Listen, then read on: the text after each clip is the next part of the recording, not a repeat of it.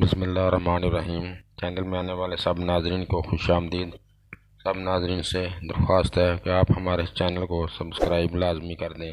صحابہ کرام رضی اللہ عنہ جن کی تعلیم و تربیت رسول پاک صلی اللہ علیہ وآلہ وسلم نے خود کی تھی، ان کے ایمان اس قدر مضبوط اور پختہ تھے جن کو دنیا کا کوئی لالچ بھی نہ خرید سکتا تھا، اور نہ ہی ان پر جبر کر کے ان کے ایمان کی دولت کو ختم کیا جا سکتا تھا، اور نہ ہی دنیا کی دولت اور عورت کا لالچ دے کر ان کو ایمان کی دولت سے دور کیا جا سکتا تھا۔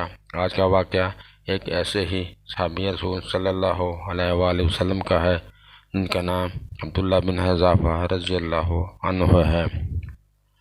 حضرت عبداللہ بن حذافہ رضی اللہ عنہ کو رومی کافروں نے قید کر لیا اور اپنے بادشاہ کے پاس لے کر چلے گئے۔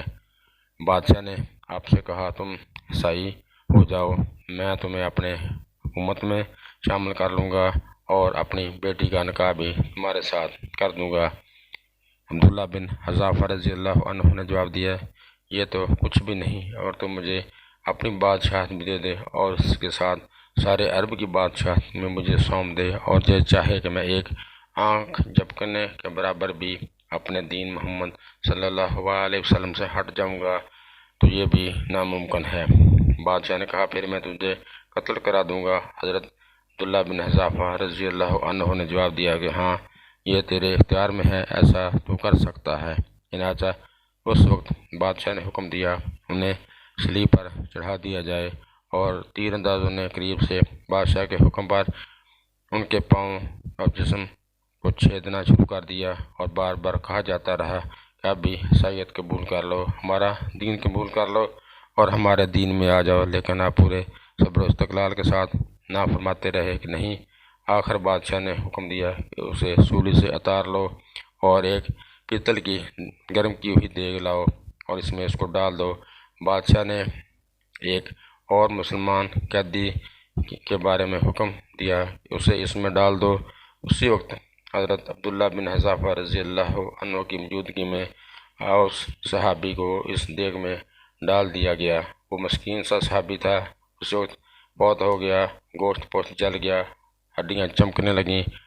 پھر بادشاہ نے حضرت عبداللہ بن حذافہ رضی اللہ عنہ سے کہا، دیکھو ابھی وقت ہے، بات مان لو، ہمارا مذہب کر لو، ہمارا دین قبول کر لو، ورنہ اس طرح آگ کی دیگ میں تمہیں بھی ڈال کر بھون دیا جائے گا۔ آپ نے پھر بھی اپنے ایمان جوش سے کام لے کر فرمایا کہ یہ ناممکن ہے کہ میں اللہ کے دین کو چھوڑ دوں اور آپ کا دین قبول کر لوں۔ اسی وقت بادشاہ نے حکم دیا کہ انہیں چرخی پر چڑھا کر اس دیگ میں ڈال دو، اور جب اس آگ کی دیگ میں ڈالے جانے کے لیے چرخی پر اٹھائے گئے تو بادشاہ نے دیکھا کہ ان کی آنکھوں میں سے آنسو نکل رہے ہیں۔ اسی وقت اس نے حکم دیا کہ رک جاؤ، اور انہیں اپنے پاس بلا لیا، اس لیے کہ اب اسے امید ہو گئی تھی کہ شاید اس عذاب کو دیکھ کر اس کے خیالات تبدیل ہو گئے ہوں۔ میری مان لے، اور اب بھی وقت ہے، میرے مذہب کو قبول کر کے میری دمادی میں آ جا اور میری سلطنت کا حصہ بن جا۔ لیکن بادشاہ کی یہ تمنا بے سود نکلی۔ حضرت عبداللہ بن حذافہ رضی اللہ عنہ نے فرمایا کہ میں صرف اس وجہ سے رو رہا تھا کہ آج ایک ہی جان ہے جسے اللہ کی راہ میں اس عذاب کے ساتھ قربان کر رہا ہوں، کاش میری روئی روئی میں ایک ایک جان ہوتی تو آج سب کی سب جانیں میں ایک ایک کر کے اللہ کی راہ میں قربان کر دیتا۔ بعد روایت میں ہے کہ آپ کو قید خانے میں رکھا گیا اور کھانا پینا بھی بند کر دیا گیا۔ کئی دن کے بعد شراب اور خنزیر کا گوشت بھیجا گیا، لیکن آپ نے اس بھوک پر بھی اس کی طرف نہ دیکھا اور نہ اس کی طلب فرمائی۔ بادشاہ نے آپ کو بلایا اور کھانا نہ کھانے کا سبب دریافت کیا تو آپ نے جواب دیا کہ اس حالت میں میرے لیے یہ کھانا تو جائز ہو گیا تھا، لیکن میں تجھ جیسے دشمن کو اپنے بارے میں کسی خوش فہمی میں مبتلا ہونے کا موقع نہیں دینا چاہتا تھا۔ اب بادشاہ نے کہا، اچھا تو تم میرے سر کا بوسہ لے لو تو میں تمہیں اور تمہارے ساتھیوں کے تمام قیدیوں کو آزاد کر دوں گا۔ آپ نے اسے قبول کر لیا اور اس کے سر کا بوسہ لیا۔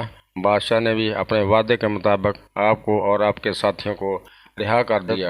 عبداللہ بن حذافہ رضی اللہ عنہ یہاں سے آزاد ہو کر حضرت عمر فاروق رضی اللہ عنہ کے پاس پہنچے تو آپ نے بڑے ادب کے ساتھ ممبر رسول صلی اللہ علیہ وآلہ وسلم پر بٹھایا اور فرمایا کہ عبداللہ اپنا واقعہ ہم کو سناؤ۔